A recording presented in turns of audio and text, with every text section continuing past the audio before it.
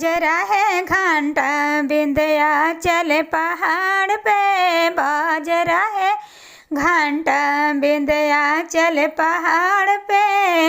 मैया के मंदिर में बांझी पुकारे, मैया के मंदिर में बांझी पुकारे। बांझी को पूत मिला मैया के द्वार में, बांझी को पूत मिला मैया के द्वार में। बज रहे घंटा विंध्याचल पहाड़ पे, बज रहे घंटा विंध्याचल पहाड़ पे।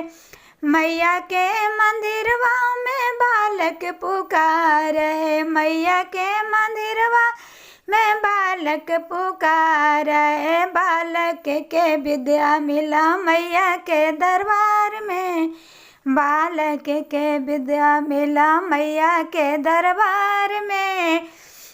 बाज रहे घंटा विंध्याचल पहाड़ पे, बज रहे घंटा विंध्याचल पहाड़ पे।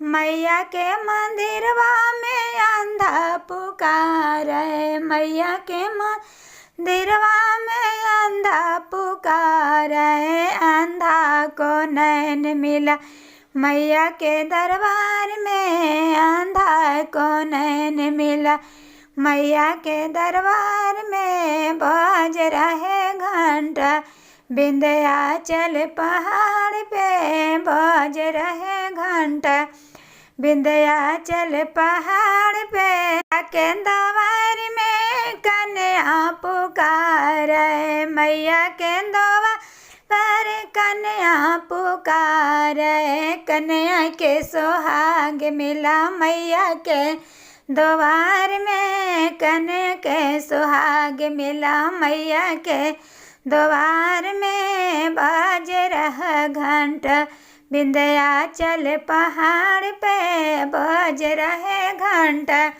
विंध्याचल पहाड़ पे।